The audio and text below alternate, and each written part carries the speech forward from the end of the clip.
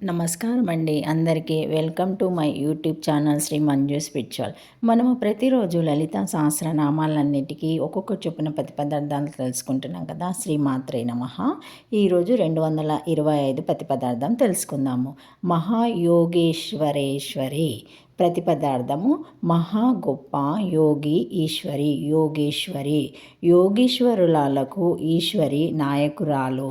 ప్రభ్వి మహతం యోగేశ్వరానాం ఈశ్వరీతి తదా. గొప్ప యోగేశ్వరాలకు కూడా ఈశ్వరి ఆ పరమేశ్వరి. యోగం అంటే కలయిక అనే కాకుండా ఇంకా చాలా అర్థాలున్నాయి. యోగి అంటే కలిగి ఉన్నవాడు, ధ్యాననిష్ఠుడు, సన్యాసి, మంత్రశాస్త్రజ్ఞుడు, మాంత్రికుడు, యోగాను అనుసరించి అని అర్థాలు చెప్పబడ్డాయి. యోగాన్ని కలిగి ఉన్నవాడు యోగి. యోగిః చిత్తవృత్తి నిరోధః అని యోగ సూత్రము. అంటే యోగము మనసు యొక్క వృత్తులను నిరోధిస్తుంది, అంటే మనోనిశ్చలతను చేకూరుస్తుంది. యోగం పొందితే జ్ఞానం సిద్ధిస్తుంది. ఇది జాగ్రత్త అవస్థలో సంభవిస్తుంది. యోగం పొందిన వాడిని యోగి అంటారు. యోగిలలో శ్రేష్ఠులైన వారిని యోగీశ్వరాలు అంటారు. వారిలో పరమాత్మాత్మత్యం పొందిన వారు మహాయోగీశ్వరురాలు. వారికి స్వామిని ప్రాభ్వి ఈశ్వరి కాబట్టి పరమేశ్వరి మహాయోగేశ్వరేశ్వరి. బ్రహ్మ విష్ణు మహేశ్వరులు మహాయోగేశ్వరులు. వారికి ప్రాభ్వి కాబట్టి పరమేశ్వరి మహాయోగేశ్వరి. యోగం 3 రకాలు: భక్తి యోగం, కర్మయోగం, జ్ఞానయోగం. భక్తి యోగం మానవుని గుణభేదాలను అనుసరించి భక్తి 3 రకాలు: తామస భక్తి, రాజస భక్తి, సాత్విక భక్తి. మత్సరము, కోపం కలిగి ఉన్నటువంటి తామస భక్తి ఇతరులకు బాధ కలిగిస్తుంది. స్వార్థం చూచుకోవడం రాజస భక్తి. ఈ భక్తులు భోగభాగ్యాలు, సిరి సంపదలు, కీర్తిప్రతిష్టలు కావాలనుకుంటారు. ఆ రకంగా జీవుడు దేవుడు వేరువేరని భావించి అర్చన చేస్తారు. పరమేశ్వరిని వేరుగా తలచినప్పటికీ దృఢదీక్షతో దేవి ప్రీతి కోసం చేసేది సాత్విక పూజ. ఈ రకమైన భక్తి వలన పరాభక్తి అనేది సాధ్యమవుతుంది.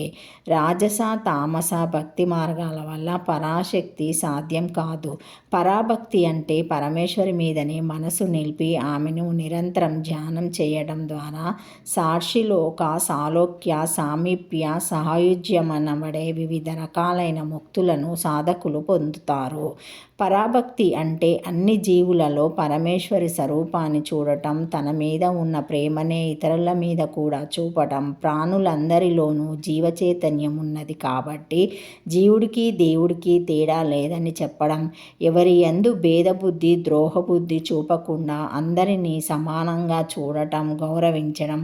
దివ్యక్షేత్రాలు పుణ్యక్షేత్రాలు దర్శించడం, భక్తులను గౌరవించడం, మంత్రతంత్రాల పట్ల శాస్త్రశ్రావణం పట్ల భక్తి చూపడం, పరమేశ్వరి మీద భక్తితో ఊలలాడడం, ఆనంద పరవశ్యంలో మునిగి తేలటం, సర్వకాల సర్వావస్థలయందు ఆమెనే పూజించడం, వ్రతాలు దేవీమాచాలు జరపటం, అహంకారం దేహాభిమానం వదిలిపెట్టి ఆమెని దివ్యనామ సంకీర్తనం చేయటం.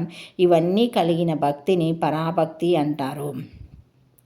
కర్మయోగం పరమేశ్వరి కొరకు నిత్య నైమిత్తిక కర్మలు చేయటం, ఫలాపేక్ష లేకుండా యజ్ఞయాగాదులు చేయటం కర్మయోగం. జ్ఞానయోగం జ్ఞానం వలన ముక్తి లభిస్తుంది. జ్ఞాని అయినవాడు బ్రహ్మవేదుడు. బ్రహ్మవిద్ బ్రహ్మేవా భవతి. బ్రహ్మవేద కూడా పరబ్రహ్మ స్వరూపమే. కంటికి కనబడే వస్తువుల కన్నా కనిపించకుండా ఉండే మాయ కన్నా రూపం వేరైనది, అతీతమైనది. వైరాగ్యం కలిగినప్పటికీ జ్ఞానం లేనివాడు మరణం తర్వాత ప్రళయం వరకు బ్రహ్మలోకం ఉండి ఆ తర్వాత కర్మఫలాన్ని అనుసరించి పుణ్యం చేసుకున్న వాళ్ళ ఇళ్లలో పుడతాడు. ఆ తర్వాత సాధనతో బ్రహ్మజ్ఞానం పొందుతాడు. ఎన్నో జన్మలెత్తితే గాని జ్ఞానం కలగదు. జ్ఞానం ఒక్క జన్మలో రాదు కాబట్టి సాధకుడు తనకు వీలైనంత వరకు జ్ఞాన సముపార్జన చెయ్యాలి. అసలు మానవ జన్మ రావటమే దుర్లభం. బ్రహ్మణత్వం, వేదాభ్యాసం, శమదమాది గుణ సంపద, యోగసిద్ధి, ఉత్తమ గురుప్రాప్తి ఇవన్నీ కూడా దుర్లభం. ఇవన్నీ ఉండి కూడా జ్ఞానం సంపాదించడం కోసం ప్రయత్నించకపోతే వాడి జన్మ వ్యర్థం. పైన చెప్పిన భక్తి కర్మజ్ఞాన మార్గాలలో ఏదైనా ఒక మార్గంలో పయనిస్తే చాలు పరమాత్మ సాక్షాత్కారం సిద్ధిస్తుంది. వీటిలో ఏదైనా ఒక్కదానిలోనైనా తదాత్మకత ఉండాలి. భక్తిలో కూడా పరమేశ్వరుడు సర్వత్రా వ్యాపించి ఉన్నాడనే భావన కలగాలి. అట్లాగే కర్మలో కూడా మరియు జ్ఞాన మార్గంలో కూడా ఏ రకమైన యోగమైన మనసు నిశ్చలం చేసి పరమేశ్వరి యందు లగ్నం చేయటానికే అనే విషయం గుర్తించాలి. ఈ యోగాలలో నిష్ఠాలు అయిన వారిలో తదాత్మ్యత చెందిన వారే మహాయోగీశ్వరాలు పరమేశ్వరి వారి చేత అర్చించబడుతుంది. యోగ కర్మస్ కౌశలం కర్మల యందు నేర్పునే యోగం అంటారు. చిత్తవృత్తులతో నిరోధించబడిన మనస్సునే చేయబడే కర్మలు యోగాన్ని కలగజేస్తాయి. పైన చెప్పిన యోగ మార్గములలో భక్తి యోగం ద్వారా పరమాత్మ సాక్షాత్కారం పొందడం కలియుగంలో సులభం. యాత్ర యోగేశ్వర కృష్ణో యాత్ర పార్థో ధనుర్ధ అని శ్రీకృష్ణునియందు యోగేశ్వర శబ్ద ప్రయోగం జరిగింది. అర్జునునికి యోగములను ఉపదేశించిన శ్రీకృష్ణ పరమాత్మ మహాయోగేశ్వరుడు. శ్రీకృష్ణ పరమాత్మే శ్రీ లలితామాత. యజ్ఞదాన తపస్సులన్నీ యోగ సంజగలవే. నియమ ఆసన ప్రాణాయామం ప్రత్యాహార ధ్యాన ధారణ సమాధులు కూడా యోగాలే. ఈ నామాన్ని మహాయోగేశ్వరి అని కూడా చెబుతారు.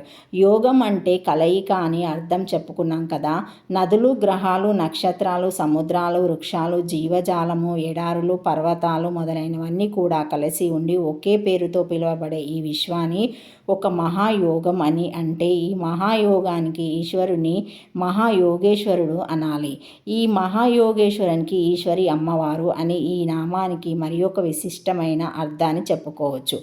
ఓం మహాయోగేశ్వరాయ నమః. అష్టాక్షరి శ్రీమాత్రే నమః. Thank you for watching my video. Please like share comment